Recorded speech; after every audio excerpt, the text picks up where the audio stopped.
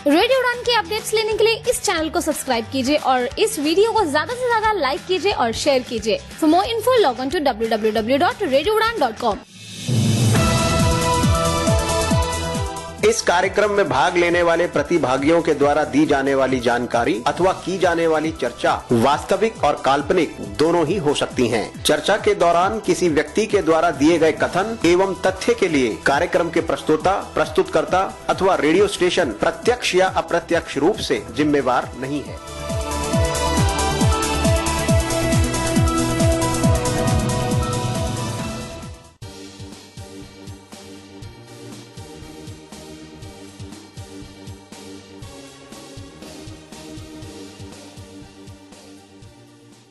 जी दोस्तों, नमस्कार, आदाब, सत श्री अकाल। मैं दानिश महाजन। प्रोग्राम बदलता दौर में एक बार फिर से आपका स्वागत। जैसा कि आप जानते हैं कि इस समय पंजाब में इलेक्शन का दौर है।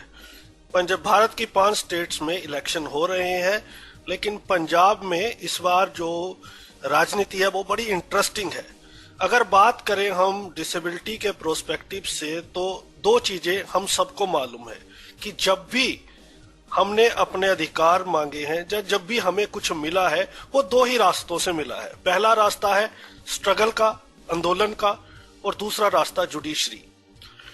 लेकिन हमारे जो पुराने दिग्गज लीडर थे, जिन्होंने इस मूवमेंट की शुरुआत की, जिन्होंने दृष्टिहीन समाज को लीड किया, उनका ये मानना था कि जो ब्लाइंड अपने राइट्स को तब तक हासिल नहीं कर सकते जब तक वो सड़कों पे ना उतरे।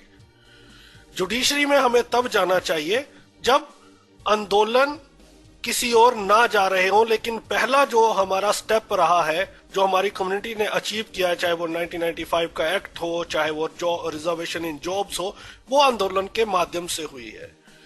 आज के संदर्भ में बात करें तो आंदोलन बहुत कम हो गए हैं, और इसी का ही जो हमारे पुराने लीडर वो कहते हैं कि शायद ये एक कारण है कि जिससे हमें अपने अधिकार बहुत इजीली नहीं मिलते हैं।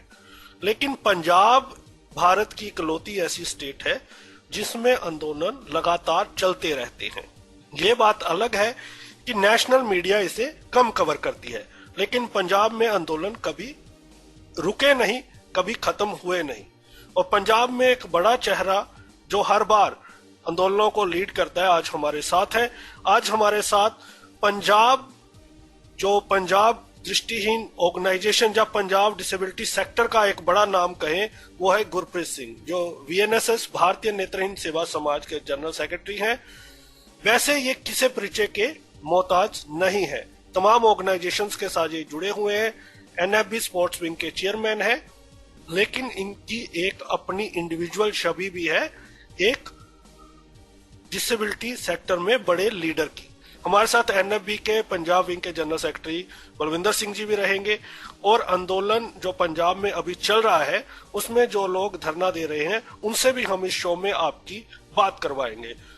गुरप्रीत भाई जी, बहुत बहुत स्वागत रेडियो उड़ान पे।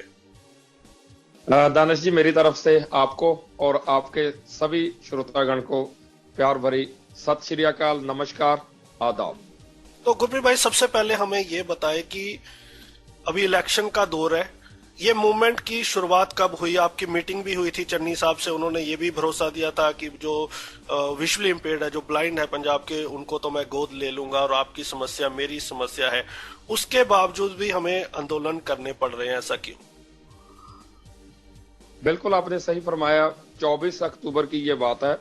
मुख्यमंत्री चरणजीत चन्नी के साथ जो हमारी मुलाकात हुई वो भी एक स्ट्रगल के बाद हुई, जब हमने एक धरने का नोटिस दिया, क्योंकि जैसे आपने कहा शुरू में, जो भी हमें मिला है वो प्रोटेस्ट से मिला है, और या दूसरा रास्ता जुडिशरी का आपने बताया।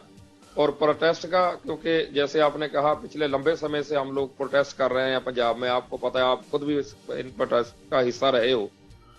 तो प्रोटेस्ट करने के बाद ही हमें गोलमेज पे लेके आते हैं, कॉन्फ्रेंस टेबल पे लेके आती है सरकार या सिस्टम। तो मुख्यमंत्री के साथ जो हमारी मुलाकात वो हुई 24 अक्टूबर वाली, उससे पहले भी हमें बहुत ज्यादा स्ट्रगल करना पड़ा। पिछले ये सरकार जब से आई है तब से लगातार हम स्ट्रगल कर रहे हैं इस सरकार के साथ।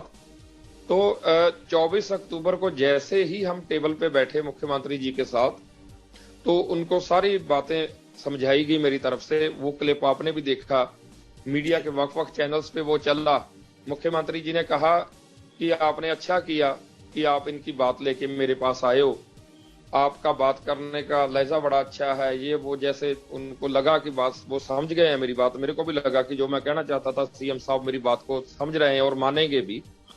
और उन्होंने ये यहाँ तक कह दिया कि आज के बाद ये मानो आप कि मैंने पंजाब के सारे नेत्रहीन गोद ले लिए। तो इसका मतलब ये हुआ कि अब इनको कोई भी प्रॉब्लम नहीं रहेगी। हम भी खुशी में कि ठीक है, अभी मुख्यमंत्री ने इतनी बड़ी बात कह दी है, लेकिन जब हमने देखा कि ये सिर्फ बात ही है, क्योंकि हम मीटिंग से बाहर निकले तभी उनके ट्विटर पे और सारे चैनल्स पे ये बात चलने लगी दानिश जी के मुख्यमंत्री जी का आज तक का सबसे बड़ा ऐलान, पंजाब के मुख्यमंत्री चरणजीत सिंह चन्नी ने पंजाब के नेत्रहीनों को गोद लेने का किया ऐलान। हम समझ चुके थे तब तक कि ये अब सिर्फ सियासी हथकंडा ही बनकर रह जाएगा ये बयान। दूसरे दिन हमने फिर पीसी प्रेस कॉन्फ्रेंस हमने की लुधियाना में, उसमें हमने क्लियर किया कि हमारी डिमांड्स हैं 1% जॉब में जो रिजर्वेशन है हमारा, वो बैकलॉग काफी लंबा पड़ा है, वो भी इस सरकार ने आज तक नहीं भरा। उसको भरवाने के लिए हम मिले थे मुख्यमंत्री साहब को। और जो पेंशन मिलती है जो हमारे नेत्रहीन भाइयों को, अंगहीन भाइयों को, वो कम से कम 5,000 रुपया महीना होनी चाहिए, क्योंकि महंगाई बहुत ज्यादा बढ़ गई है पिछले काफी समय से, अब थोड़े समय से।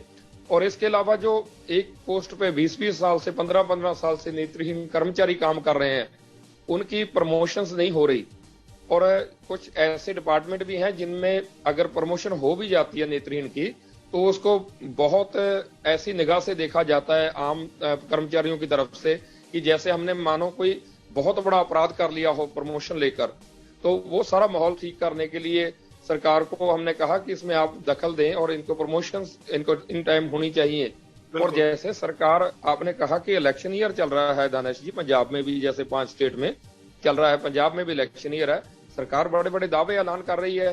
तो हमने मुख्यमंत्री जी को कहा कि आपने 300 यूनिट बिजली फ्री करने का SC-BC के लिए आपने ऐलान किया है, भी आप नेत्रहीनों को भी इसमें शामिल करें, भले ही वो किसी भी जात से हों।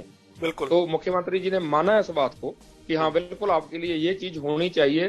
तो हमने इसका एक उदाहरण दानिश जी उनको दी कि अगर नेत्रहीन के लिए आप बिजली फ्री कर दोगे तो हमारे घर का मीटर है जो वो नेत्रहीन के नाम से लग जाएगा और हमारी घर में बुकत होने लग जाएगी। तो सीएम ने कहा कि मैं आपका मंजी आपका जो आपके घर में पूरे सत्कार के साथ लगवाऊंगा, ये मेरा वादा है आपसे। तो ये वादे किए, लेकिन वादे वो वफा नहीं हुए। 28 नवंबर से लगातार हम सीएम साहब के घर के सामने बैठे हैं पंजाब के नेत्रहीन कि आपने हमें गोद लेने का ऐलान किया है। आज पंजाब के नेत्रहीन आपके घर के सामने आ गए, हमें बताएं हमारे लिए कौन सा रूम है, हम कहाँ जाके रुकें, क्योंकि हम घर के इसके मालिक हैं। लेकिन बदकिस्मती हमारे लिए दरवाजे बंद हैं। दूसरों के लिए सीएम साहब लंगर लगाते हैं, लोगों को मिलने का कहते हैं, जो मेरे को मिलने आता है उनको लंगर छिकाते हैं, उनको चाय पानी खुद पिलाते देखते हैं वीडियो में। लेकिन ये मैं आपके इस चैनल पे जिम्मेवारी से ये बात कहता हूँ, एक पानी का गिलास भी मुख्यमंत्री के घर के बाहर नहीं आया और हम लगातार वहां डटे हुए हैं। गुरप्रीत भाई, ये बताएं कि आपने कहा कि उस दिन ये सारी बातों पे डिटेल्ड उनके साथ आपकी बात हुई, फिर ऐसा क्या हुआ कि मतलब 28 तारीख से सर्दियों के दिन है और काफी चुनौतियां भी होती है आंदोलन करने की, चाहे वो फाइनेंशियल मोड पे भी होती है, फिजिकल मोड पे भी होती है। तो क्या हुआ कि उसके बाद पानी तक नहीं पूछा? क्या उसके बाद आपको सेक्रेटरी लेवल पे किसी से मीटिंग करने का टाइम मिला? तो जब फ्रेंडली माहौल में बात हुई, उन्होंने सोचा समझा, तो उसके बाद आपको क्या लगता है क्यों चीजें इतनी तेजी से बदली कि इतना अच्छे माहौल पे होने के बाद भी बाद में वो बात नहीं कर रहे? ये बात बहुत बड़ी त्रासदी है दानिश जी, क्योंकि ये लोकतंत्र में सबसे बड़ा वोट तंत्र होता है, जिसमें जिसके पास वोट है वो भले ही कुछ भी ऐसा काम करवा ले जो बेशक स्टेट के ऊपर, नेशन के ऊपर बड़ा वित्तीय बोझ भी हो, वो भी करने के लिए सरकार तैयार हो जाती है। कर्जा उठा के भी उनका फायदा करने के लिए तैयार हो जाती है, क्योंकि वहां से वोट उनको ज्यादा मिलनी होती हैं। और हमारे लिए, उनके लिए त्रासदी है, लेकिन हमारे लिए हमें पता है कि अंगहीनता, डिसेबिलिटी होती क्या है। क्योंकि हमारी वोट कम है, हम तो भगवान से ही दुआ करते हैं कि हमारी वोट ना बढ़े, क्योंकि जिनके घर में डिसेबिलिटी होती है उनको पता होता है डिसेबल पर्सन क्या है या जो इस चीज से ग्रस्त है वो कैसे अपना जीवन बसर करते हैं, उनको पता होता है। बिल्कुल। लेकिन इनकी निगाह में हमारी वोट नहीं है, इसलिए ये सारा कुछ हो रहा है। अगर हमारी वोट होती तो रात को सीएम साहब जैसे टैंकी के ऊपर, पानी की टैंकी के ऊपर चढ़े हुए लोगों के पास जाते हैं, बेटा नीचे आओ, बात करो, हम आपके मसले हल करते हैं। रात को जा के लोगों को आंदोलन से वापस लाके उनसे बात करने की बात करते हैं, लेकिन वो इसलिए करते हैं क्योंकि उनका बड़ा वोट बैंक होता है। तो ये मेरा तो ये मानना है, बाकी आप अच्छा, दो सवाल है मेरे इससे रिलेटेड, फिर हम बलविंदर भाई के पास चलेंगे। क्या आपको लगता है एक ये हम लोगों की भी खामी है कि पंजाब के जो सारे ब्लाइंड हैं या डिसेबल हैं अपनी ताकत सरकार को नहीं दिखा पा रहे कि देखो हम भी एक बड़ा वोट बैंक हैं। 2016 में आरपीडी एक्ट आया, उससे पहले 2011 में जो डिसेबल्ड की संख्या थी इंडिया में वो 2.68 करोड़ थी तब, लेकिन 7 डिसेबिलिटीज थी। अब 21 डिसेबिलिटीज है और एक जनरल अनुमान लगाया जाता है कि हमारी संख्या 10 करोड़ के आसपास है, तो एक बड़ा वोट बैंक है। तो हर स्टेट या सेंटर की तर्ज पर क्या आपको लगता है कि हम फेल रहे हैं अपनी एकता दिखाने में कि भाई देखिए हम भी एक बड़ा वोट बैंक है और आपको चोट पहुंचेगी? और दूसरा सवाल मेरा ये है कि लगभग अगले महीने ये श्योर है कि कभी भी इस महीने के अंत में या अगले महीने के पहले वीक में कोड ऑफ कंडक्ट लग जाएगा, जिसे हम पंजाबी में चोन जाब्ता कहते हैं। तो क्या हम थोड़ा सा लेट हैं मूवमेंट को लेके या अभी भी कुछ बिगड़ा नहीं है? आपका एक्सपीरियंस क्या बोलता है? सबसे पहले तो पहली बात बिल्कुल आपकी सही है कि हम इकट्ठे होकर अपनी जो ताकत है वो दिखाने में हम बिल्कुल नहीं, हम कामयाब नहीं हुए या हम कोशिश नहीं कर पाए या हमने कोशिश नहीं की। ये बात आपकी बिल्कुल सही है, क्योंकि इतनी बड़ी संख्या, अगर पहले 7 डिसेबिलिटी थी, अब 21 जैसे आप बता रहे हैं डिसेबिलिटीज इसमें शामिल है, तो हमारी इतनी बड़ी संख्या होने के बावजूद भी सरकार को हम एहसास नहीं करवा पा रहे। क्योंकि अगर इनके लिए अगर कोई पॉलिसीज बने तो ये भी एक बड़ा वोट बैंक हो सकता है। तो ये आपकी बात बिल्कुल सही है, इस बात को हमें उठाना चाहिए। तो दूसरी बात जो आपने कहा कि लेट हो गए हैं, तो वो ऐसा है क्योंकि लगातार संघर्ष कर रहे हैं हम। National federation of the blind, Bharat नेत्रहीन सेवक समाज और पंजाब के नेत्रहीन बड़ी गिनती में उसमें शामिल भी हो रहे हैं। लेकिन ऐसा है भी, जैसे पटियाला में मुख्यमंत्री कैप्टन अमरिंदर सिंह थे के घर के बाहर बैठते थे जाके, उनसे मीटिंग का समय मिल जाना, फिर बात आगे ना बढ़नी, तो ये लगातार सिलसिला ऐसे चलता रहा। लेकिन अब जब सीएम ये नए आए हैं, लोगों को जैसे उम्मीदें भरी थी, तो हमने भी तुरंत संपर्क किया, तुरंत ये ऐलान हो गया। उसके बाद सिर्फ 1 महीना ही हमने वेट की है, तो उसके बाद हम लगातार संघर्ष में हैं। हाँ, ये बात सही है, जैसे जैसे दिन बीत रहे हैं, रातें बीत रही हैं, हमारी भी धड़कनें तेज हो रही हैं, क्योंकि सरकार के पास समय थोड़ा है। लेकिन अगर काम करना हो दानिश जी, तो इसके लिए सिर्फ 5 मिनट ही काफी है, क्योंकि इसके लिए कोई ज्यादा माथा पोछे करने की जरूरत नहीं है। जो कल हमें जो बात हुई है हमारी प्रशासन के साथ, उच्च अधिकारियों के साथ, उनका ये कहना है कि इस मामले पे 2 चीफ सेक्रेटरी लेवल की मीटिंग्स हो चुकी हैं और मंगलवार को फिर चीफ सेक्रेटरी लेवल की एक मीटिंग है जो आपकी डिमांड्स के ऊपर चर्चा होगी। तो हमारा मानना है चर्चा ना हो, अब डिसीजन हो, नोटिफिकेशंस जारी होने चाहिए। अच्छा, एक बहुत बड़ा काम आपने किया है, लेकिन मैं पहले जाऊंगा बलविंदर भाई के पास, फिर हम थोड़ी सी बात करेंगे PSSB के ऊपर। तो उसके ऊपर भी कल आपकी एक मीटिंग हुई है जो बहुत ही अच्छे माहौल में हुई है और काफी आपने उसमें हमें सफलता हासिल हुई है। तो उसके ऊपर भी जो बच्चे पेपर दे रहे हैं, जो आने वाले टाइम है, उसके ऊपर हम बात करेंगे। PSSB में आपकी क्या मीटिंग रही और क्या आप संदेश देना चाहते हैं पंजाब के लोगों को राइटर गाइडलाइंस के ऊपर? क्या आपकी बातचीत, क्योंकि वो एक बड़ा क्रिटिकल इशू है, क्योंकि एम्प्लॉयमेंट सबके जीवन के लिए बहुत इंपॉर्टेंट होती है। बलविंदर जी, आप हैं हमारे साथ? जी बिल्कुल दानिश भाई। हाँ जी बलविंदर भाई, आपका भी बहुत बहुत स्वागत रेडियो उड़ान पे। सबसे शुक्रिया, धन्यवाद आपका और रेडियो उड़ान की टीम का। 2-3 सालों से आप बहुत प्रमुख हैं, आप घूमते रहते हैं ऑफिसेज में। सबसे पहले मैं आपसे ये जानना चाहता हूँ कि जो पूरे इंडिया के डिसेबल्ड हैं, आप उन्हें बताएं कि आंदोलन में ताकत क्या होती है, क्योंकि पिछले जो आपने आंदोलन किए उसमें काफी सफलताएं मिली। तो एक बार थोड़ा सा जो हमें सफलताएं मिली हैं आंदोलन के माध्यम से, पहले वो हमें बताएं, इंडिया के जो डिसेबल्ड हैं उन्हें। देखिए, हमने 3-4 साल से पहले की नहीं है, हमने 14 से कमांड NFV की संभाली थी और 2014 सितंबर अक्टूबर में, उसके बाद हमारा पहला आंदोलन जो 31 मार्च 2014 को था, तो उसके बाद हमें सफलता मिलनी शुरू हुई जाकर के 16 में।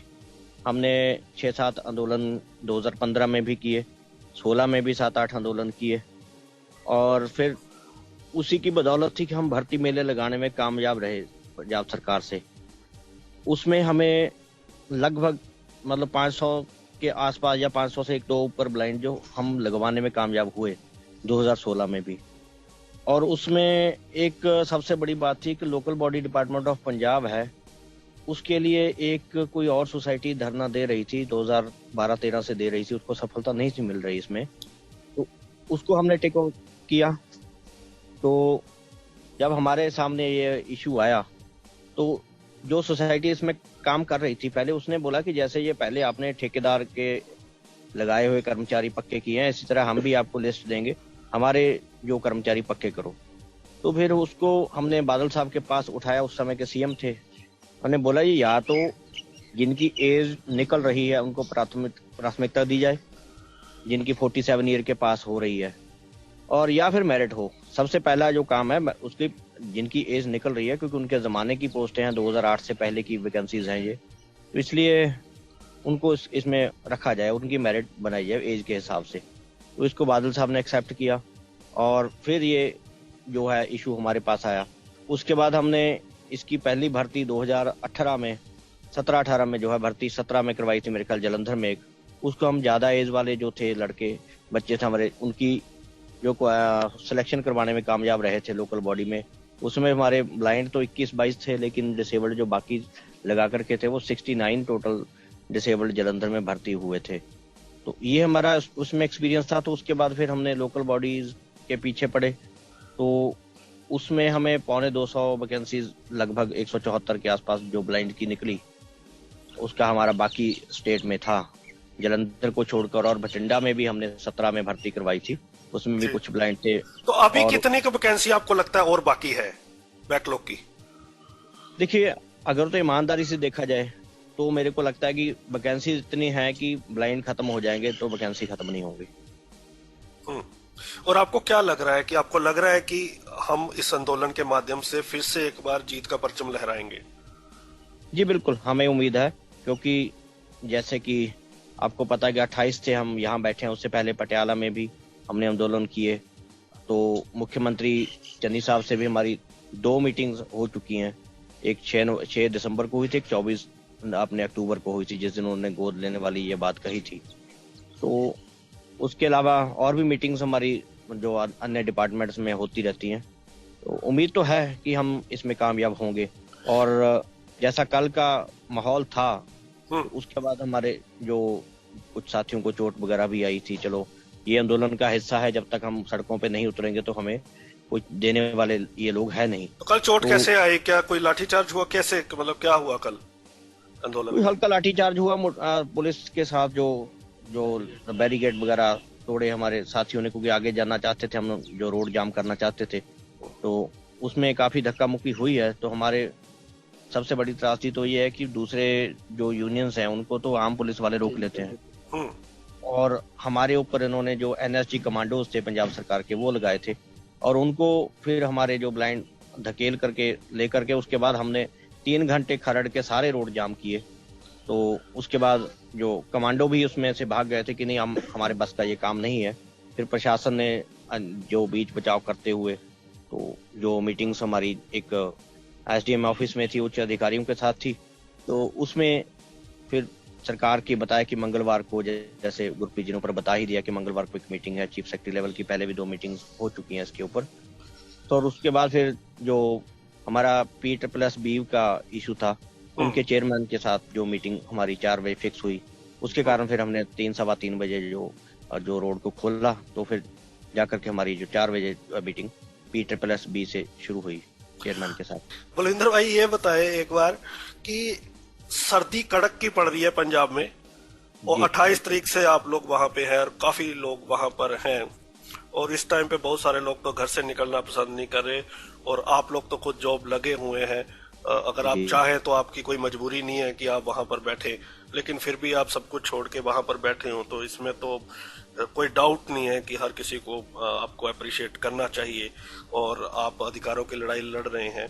तो ताकत क्या है, what is the power of this movement? आंदोलन की क्या, कहाँ से शक्ति आ रही है? देखिए, हमारा सबसे बड़ी बात है कि हमारा जो जो ब्लाइंड है ना पंजाब का, बड़ी गिनती में अब जो है BNSS और NFB पंजाब के साथ जुड़ा हुआ है।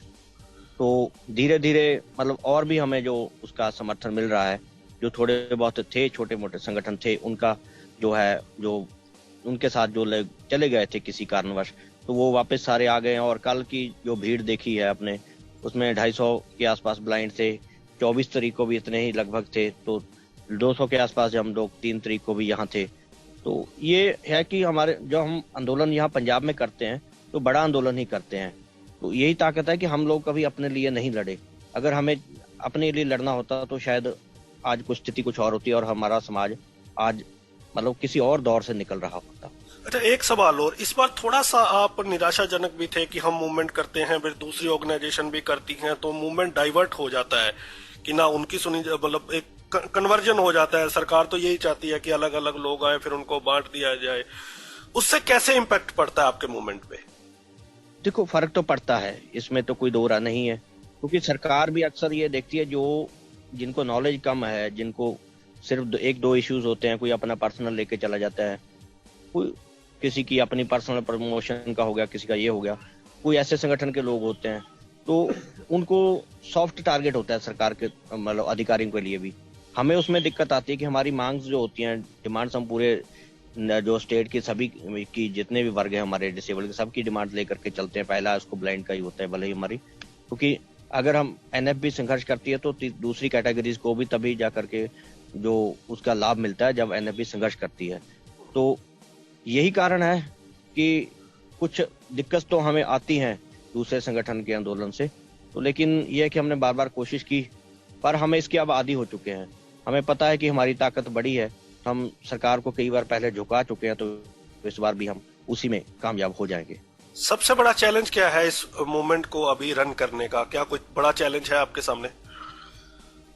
नहीं, हम कभी चैलेंज को छोटा नहीं मानते और चैलेंज को कभी बड़ा भी नहीं मानते, क्योंकि हम खिलाड़ी रहे हैं। जब हम ग्राउंड में उतरते थे तो हम पूरा 100% अपना एफर्ट लगाते थे। तो यही हमारे पास आंदोलन का भी लंबा एक्सपीरियंस है। तो हम जब इस काम में हैं तो हम पूरा जो 100% अपना रिजल्ट देते हैं, उसमें हमें कामयाबी अवश्य मिलती है, तो इंशाल्लाह अब भी मिलेगी। ग्रेट। तो वहां पर जो लोग हैं उनसे भी हम थोड़ी देर में बात करेंगे। पहले एक PSSB का बहुत बड़ा इशू है। गुरप्रीत भाई, आपसे मैं ये समझना चाहता हूं कि पंजाब में ऐसा हो रहा है कि पंजाब में कहावत है ना, पंडा पंडा रिया किन्ना कपार एक मुठ चुकला दूजी तैयार। अभी एक तरफ हम लड़ाई लड़ रहे हैं, दूसरी तरफ स्टूडेंट्स का इशू आ गया कि PSSB में नौकरियां निकली हैं और उन्होंने बड़ी बेतुकी सी कंडीशन लगा दी है कि आप मेडिकल सर्टिफिकेट होने के बावजूद भी आप सिविल सर्जन के पास जाओ, उनसे साइन करवा के लाओ कि आपको राइटर की जरूरत है। अब बहुत सारे बच्चे ऐसा कर पाते हैं, कई बार सिविल सर्जन छुट्टी पे होता है, साल का एंड है, कई चुनौतियां आती है, कई बार जानबूझ के नहीं वो साइन करते। तो अभी आपकी जो मीटिंग हुई है, कल तक ये खबर थी कि कुछ बच्चे इस कारण से पेपर नहीं दे पा रहे। 7 बच्चों को उन्होंने जो घोषित किया है कि वो एलिजिबल नहीं है। तो क्या वो सॉर्ट आउट हो गया? क्या किस माहौल में आपकी बातचीत हुई और क्या अश्योरेंस मिला आपको? जी दानिश जी, मीटिंग बहुत अच्छे माहौल में हुई जैसे आपने कहा, और इंश्योरेंस हमें मिला कि आप क्या कोई भी ऐसा कैंडिडेट जो कल तक जिनके एडमिन कार्ड जारी नहीं हुए थे, जिनका राइटर का कोई मसला था, वो क्लियर उन्होंने कर दिया था, जो उन्होंने हमें कल शाम तक बता दिया था। तो फिर भी चेयरमैन साहब ने ये कहा था कि अगर आपको कोई भी प्रॉब्लम आए, कल पेपर में भी कोई प्रॉब्लम आए किसी अंगहीन को, किसी नेत्रहीन बच्चे को, तो आप सीधा मेरे से फोन पे बात कर सकते हैं, मैं उसी समय उस मसले को हल करूंगा। आज सुबह हमने NFB के ग्रुप में वो मैसेज भी मैंने अपनी तरफ से डाला था, अभी अगर किसी को भी पेपर में कोई भी प्रॉब्लम आती है, कोई रोल नंबर का समस्या है, कोई राइटर को बैठाने की समस्या है, तुरंत आप हमें संपर्क करें ताकि हम सीधा चेयरमैन से बात करके उसी समय आपका मसला हल करवाएं। लेकिन अब 3 बजने का समय लगभग हो गया, 2:30 बजे का समय हो गया है, अब तक किसी का भी हमें कोई प्रॉब्लम नहीं सामने आई। अगर हो भी तो उसके लिए टीम हमारी बिल्कुल रेडी बैठी है। जैसे ही कोई उनकी समस्या आएगी तो हम सारा उनका मसला हल करवाएंगे।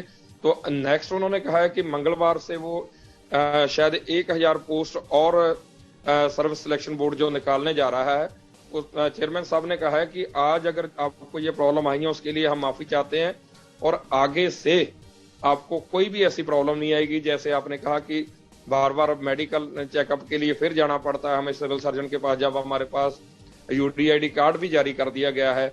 और हमने कल उनको सारा दिखाया कि यूडीआईडी के माध्यम से हमें सारी सहूलतें मिलेंगी, बार बार डॉक्टर के पास जाने की जरूरत नहीं है, क्योंकि ये सारा ऑनलाइन हो गया। आप खुद चेक करें कि इन्होंने जो लगाई है परसेंटेज, क्या वो गलत तो नहीं है।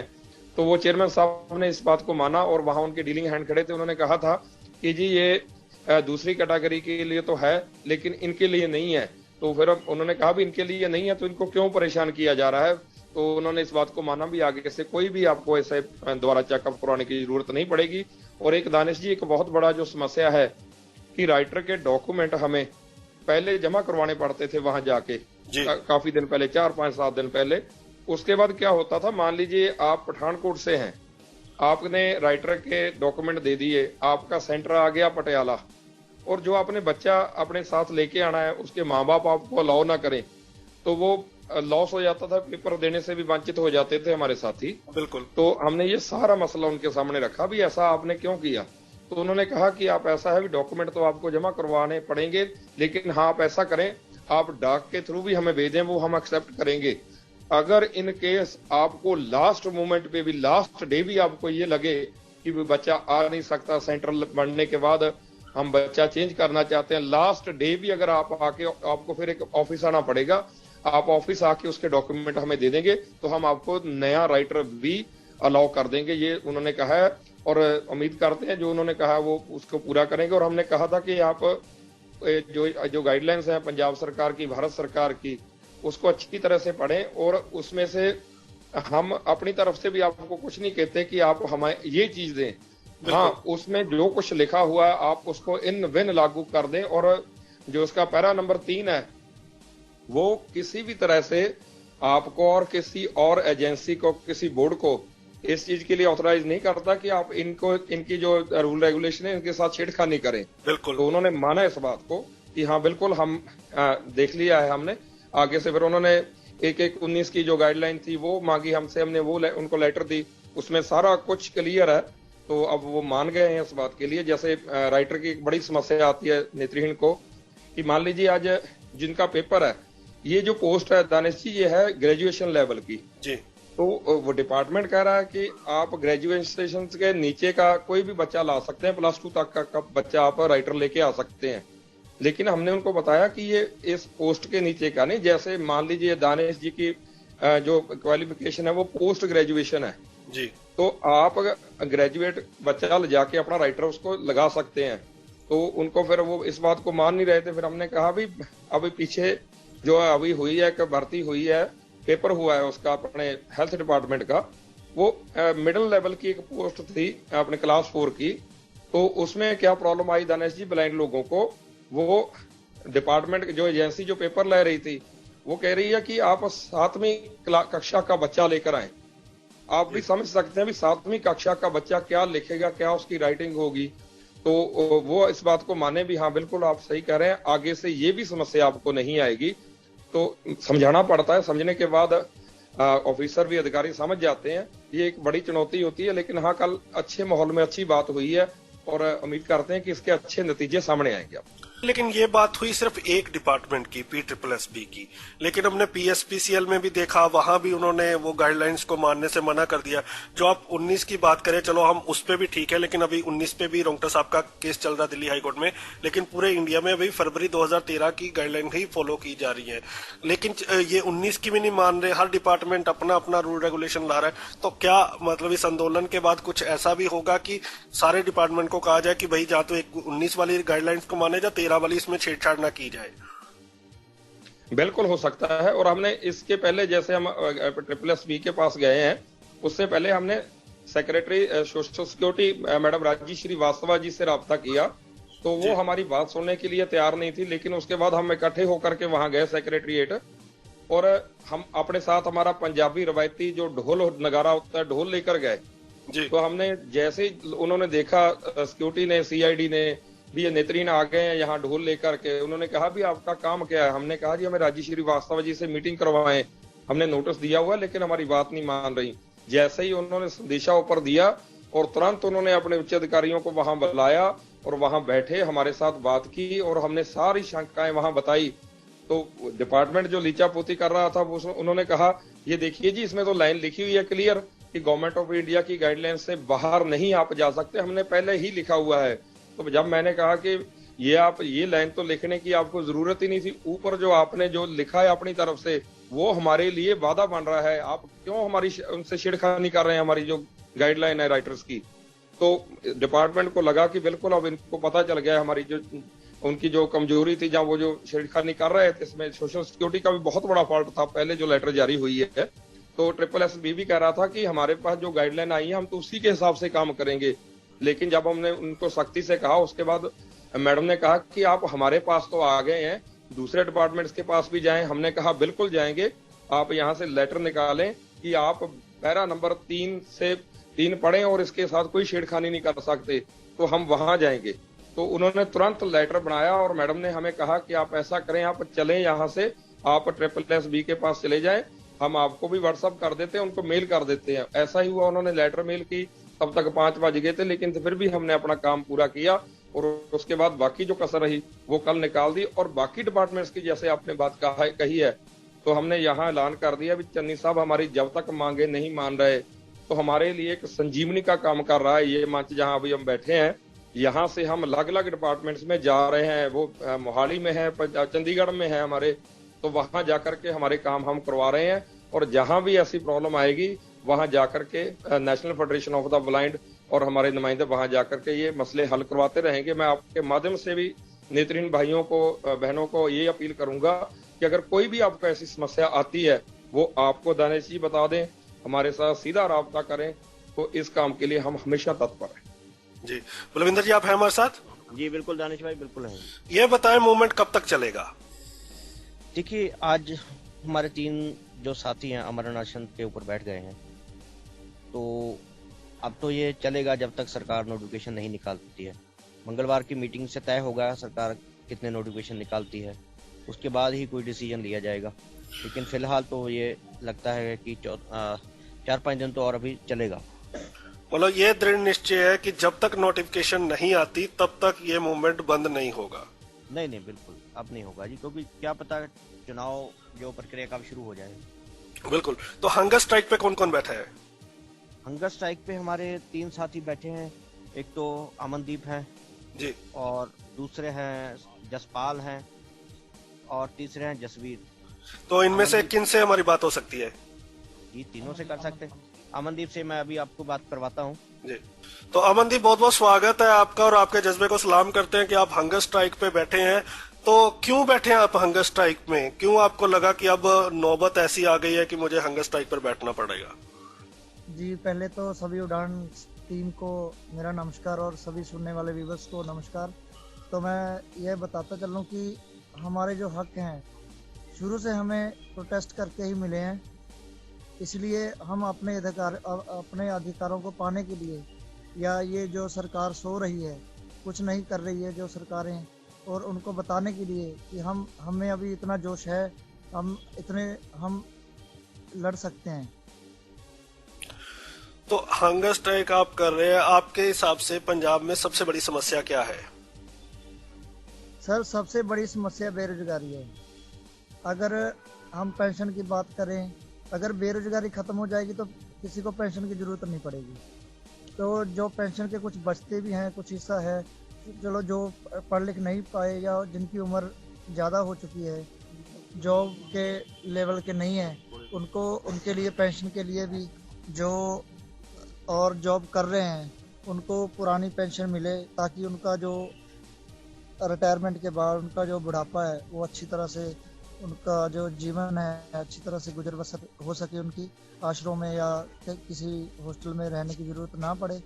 इसलिए और भी छोटी छोटी जो समस्याएं एजुकेशन की हैं, जो उनके लिए जो अपग्रेड किया जाए। स्कूल एक ही है हमारा, पंजाब का एक ही है, उसमें कोई स्टाफ नहीं है एजुकेशन के लिए। तो आपकी सेहत ठीक है? हंगर स्ट्राइक पे आप कब से बैठे हैं? जी सर, आज 10 बजे से। तो कल जो मूवमेंट हुआ उसमें कई लोगों को चोट आई, तो आप भी उसमें शामिल थे? जी सर, मैं 28 तारीख से रेगुलर धरने पे ही हूँ। तो आपको भी चोट आई है कोई? जी हल्की फुल्की, जो ज्यादा नहीं है, थोड़ी बहुत आती है। तो जो इंडिया के बाकी स्टेट्स में हमारे यंगस्टर हैं, उनके लिए आपका क्या मैसेज है? ये जज्बा कहाँ से आता है कि पुलिस लाठीचार्ज करिए? डर नहीं लगता आपको कि चोट आएगी या चोट सीरियस हो सकती है? ये जज्बा क्या संदेश देना चाहते हैं बाकी लोगों को? जी सर, मैं यही कहना चाहता हूँ कि आप अपने अधिकारों के लिए जहाँ आप सही हैं वहाँ पर लड़िए, क्योंकि आपके साथ जो आपको राह दिखाने वाले, जो आपके साथ अच्छे अच्छे योद्धा हैं, अच्छे अच्छे लीडर हैं, तो उनके जो दिशा निर्देश हैं उन पे चलिए और कभी भी हौसला ना हारिए, अपने हिम्मत रखिए, विश्वास रखिए। हॉस्टलों में और आश्रमों में सारी जिंदगी बिता देने से अच्छा है कि लड़के मरें। गुरप्रीत भाई, बलविंदर भाई या विवेक भाई, क्या प्रेरणा मिलती है इनसे? सर इन्होंने संघर्ष किए हैं, बहुत संघर्ष किए हैं, और इनसे बहुत अच्छी हमें प्रेरणा मिलती है और बहुत प्यार से हमें डील करते हैं, हमेशा खुश रखते हैं और प्रोत्साहित करते रहते हैं हमेशा हमें। तो यहाँ पर जितने भी लोग आए हैं, क्या किसी तरह का कोई दबाव है कि हमें, क्योंकि हम ऑर्गेनाइजेशन के पार्ट है इसलिए हमें स्ट्राइक में जाना है, जहाँ आप अपने मन से है? नहीं नहीं नहीं सर, मैं 2008 से हमने भी पहले आंदोलन शुरू किया था, जो 16 महीने आंदोलन चला था। वहाँ पे भी हम अपनी मर्जी से गए थे और शुरू से ही अपनी मर्जी से अपने अधिकारों के लिए और अपनी जॉब्स के लिए और अपने जो दूसरे साथी हैं जो नहीं आ सकते या कुछ मजबूरियां हो जाती हैं, कभी आते भी हैं, उन सब के लिए हम लड़ रहे हैं, अपनी मर्जी से लड़ रहे हैं और सबके अधिकारों के लिए लड़ रहे हैं। अब सभी को यही चाहते हैं कि सभी अपना योगदान डालें और कभी भी ये मत सोचें कि कोई हमें क्या कह रहा है या कोई मजबूरी है। ये मत सोच के बैठिए, बाहर निकलिए, संघर्ष कीजिए और जो अपने अधिकार हैं उनके प्रति जागरूक होइए। मुझे लगता है कि पूरे इंडिया के जो डिसेबल्ड है इस समय प्राउड कर रहे होंगे आप लोगों पे, और अपनी सेहत का ध्यान रखें। थैंक यू सो मच हमसे बात करने के लिए, और इसी तरह डटे रहिए और उम्मीद है कि जल्दी हमारी जीत होगी और जो हमारी मांगे हैं सरकार उसे सुनेगी। गुरप्रीत भाई, आपकी और लौटता हूँ, 2-3 जो हमारे लास्ट के प्रश्न हैं। सबसे पहले तो आप पूरे भारत के जो नौजवान हैं उनको क्या पैगाम देंगे, क्या संदेश देंगे, उन्हें कैसे गाइड करेंगे अपनी स्टेट्स में भी अपने राइट्स को हासिल करने के लिए?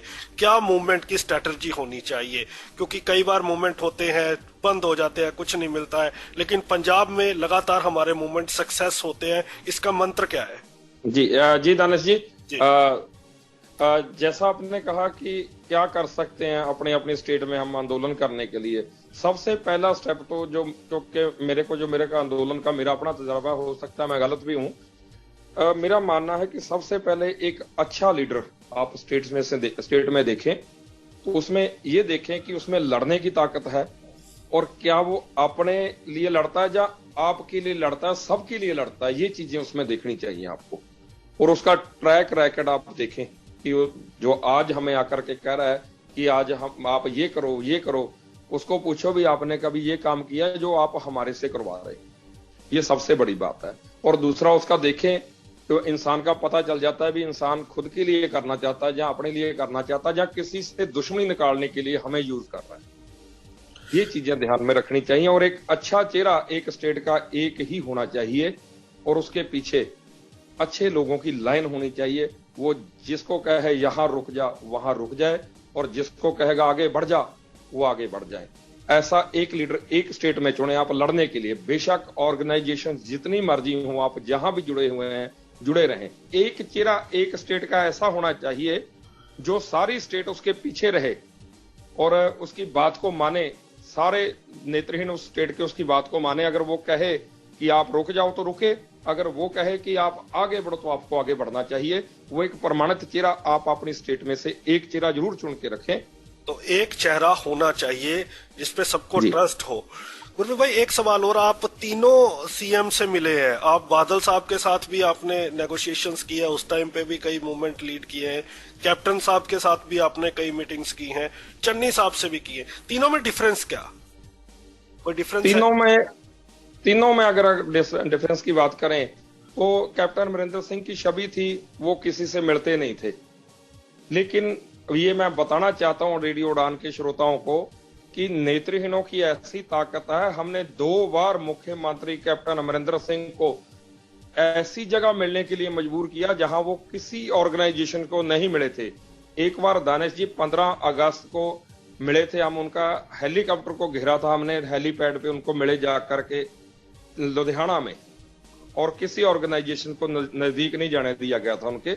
एक बार वहां मिले, और दूसरी बार रिसेंटली अभी जब वो 15 अगस्त को अमृतसर गए थे, स्टेट लेवल का फंक्शन था, वहां बहुत सारी ऑर्गेनाइजेशन ने धरना प्रदर्शन किया, लेकिन कोई भी ऑर्गेनाइजेशन उनके आसपास नहीं जा सकी थी। तो ये आपके जो नेत्रहीन साथी हैं हमारे, ये वहां पहुंच सके थे, और हम फिर वहां जाके मुख्यमंत्री के पास अपनी मांगे लेकर गए थे। लेकिन उनकी छवि की अगर मैं बात करूं, उनकी छवि ऐसी थी, वो बोल देते थे लेकिन वो काम नहीं होता था, वो ज्यादातर लोगों से मिलते नहीं थे। और चन्नी साहब का हमें लगा था कि ये शायद जो कहते हैं वो करेंगे, क्योंकि जैसे ये खुद बताते हैं, मैं गरीब घर से हूँ, ऐसा है वैसा है, हमें भी लग रहा था भी शायद ये काम करेंगे। लेकिन जो अब तक का, आज तक का 12 दिसंबर तक का हमारा एक्सपीरियंस है, वो कोई ज्यादा अच्छा नहीं है इनके साथ। रही बात प्रकाश सिंह बादल की, जैसे बलविंदर ने बताया, उनके समय में हमने बहुत सारे आंदोलन भी किए, लेकिन उनके समय में जब हम आंदोलन करते थे तो हमें वो बुला लेते थे, टेबल पे बैठ के अच्छी बात होती थी, और बाकायदा उन्होंने ब्लाइंड स्कूल का दौरा भी किया जमालपुर का, वहां जाकर के ब्लाइंडों की समस्याएं भी देखी, बच्चों की क्या प्रॉब्लम्स हैं। और उसके बाद नेशनल लेवल की गेम्स हमने करवाई गुरु नानक स्टेडियम लुधियाना में, वहां उनकी इनॉग्रेशन पे भी वो आए, उन्होंने नेत्रहीन खिलाड़ियों को भी देखा, और उनके टाइम पे 1084 विकलांग लोगों की उनके कार्यकाल में भर्ती भी हुई है। ये एक बड़ा आंकड़ा है पंजाब के लिए। सो ये तीनों में ये फर्क है। बिल्कुल। लास्ट सवाल, एक क्लोजिंग कमेंट आपके भी और बलविंदर भाई के भी। पंजाब के डिसेबल्ड को आप क्या मैसेज देना चाहते हैं, और कोई बात अगर मुझसे छूट गई हो पूछने में तो वो आप अपनी बात रख सकते हैं। शुरू में जैसे आपने कहा कि एक बड़ा चेहरा, जाना पहचाना चेहरा, ये चेहरा वो चेहरा, मेरे बारे में आपने कहा, तो मेरे को लगा कि ये मेरे को बात कह देनी चाहिए। चेहरा मुझे आप लोगों ने बनाया है, चेहरा मुझे ब्लाइंड समाज ने हमें बनाया है। और दूसरा रहा कि हमने हर एक संघर्ष में आगे वाली कतार में रह करके योगदान दिया है, चाहे वो किसी चौक में धरना हो, चाहे किसी मुख्यमंत्री के घर के बाहर का धरना हो, और चाहे जेल जाने की बात भी रही हो 1995 में, तो सबसे पहला नाम गुरप्रीत सिंह का और दूसरा नाम बलविंदर सिंह का, उन 38 लोगों की सूची में जिन्होंने 22 दिन जेल काटी है पंजाब के लिए। तो हम ऐसे सारे सिस्टम से होकर के निकले हैं, तब आकर के यहाँ पहुंचे हैं, अब लीड कर रहे हैं समाज को पंजाब में। तो मेरा ये मानना है, और मेरा और बलविंदर का, मैं आज आपके माध्यम से भी ये बात आप बनाना चाहता हूँ नेत्रहीन भाइयों को, कि अब हम काम करते करते थक चुके हैं। अब हमारी एक एज हो गई है, मेरी 50+ में होने वाला हूँ, और मेरा अब मानना है कि मैं उतनी शिद्दत से काम नहीं कर पाऊंगा जितनी शिद्दत से आज तक मैं करता आया हूं। और बलविंदर भी अपना वही काम कर रहे हैं, इनकी उम्र 40-45 साल हो गई है, और लगातार हम काम कर रहे हैं। और हमारा मानना है कि हमारे से अच्छा यूथ अब काम कर सकता है, यूथ में से अच्छे लीडर अब आगे आए, जैसे अमनदीप आया है, 2 लड़के ये बैठे हैं अभी, और इनके साथ जसवीर है, और लड़का अपने जसपाल है, ऐसे और बहुत सारे लड़के हैं पंजाब में। राजकुमार है, उसने पीछे BRTC में बहुत अच्छा आंदोलन लीड किया, और एक चेंज लाने में उसने बहुत बड़ी एक भूमिका अदा की। ऐसे लोगों को अब आगे आ जाना चाहिए। हम पीछे रह करके इन लोगों को गाइड करेंगे, अपना एक्सपीरियंस इनके साथ शेयर करेंगे, जो बातें हमारी अच्छी लगेंगी ये लोग उनको साथ लेकर के चलें, और जहां भी हम अपना बेस्ट दे सकेंगे, ऐसा नहीं है कि हम घर बैठ जाएंगे, लेकिन अब नई सोच को आगे आना चाहिए, ये मेरा मानना है।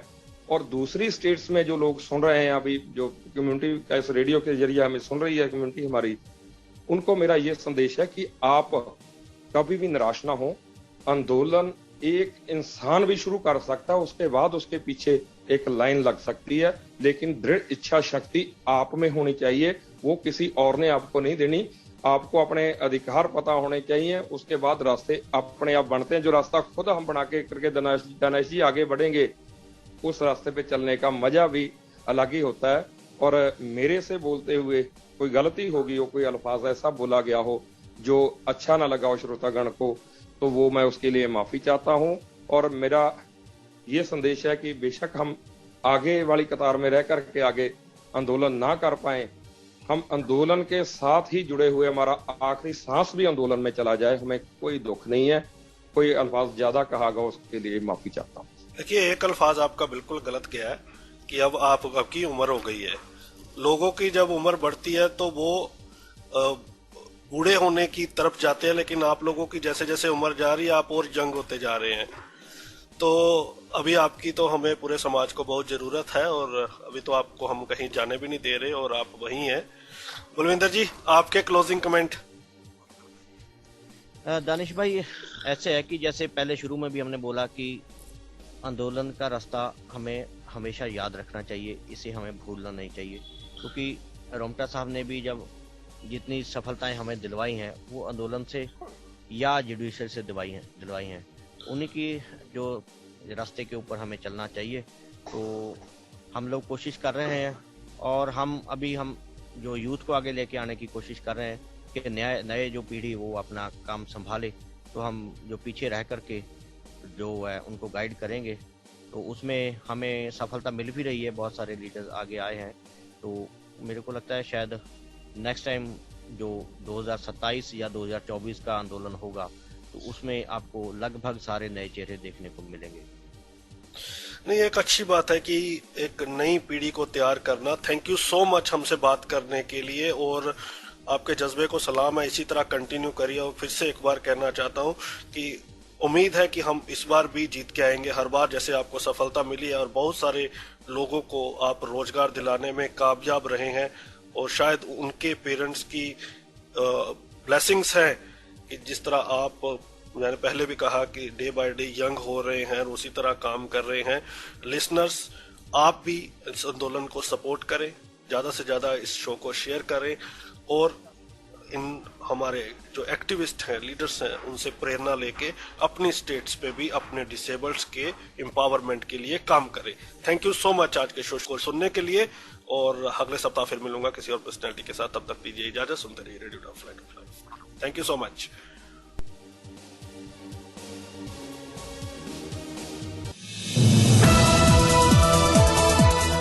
इस कार्यक्रम में भाग लेने वाले प्रतिभागियों के द्वारा दी जाने वाली जानकारी अथवा की जाने वाली चर्चा वास्तविक और काल्पनिक दोनों ही हो सकती हैं। चर्चा के दौरान किसी व्यक्ति के द्वारा दिए गए कथन एवं तथ्य के लिए कार्यक्रम के प्रस्तोता, प्रस्तुतकर्ता अथवा रेडियो स्टेशन प्रत्यक्ष या अप्रत्यक्ष रूप से जिम्मेवार नहीं है।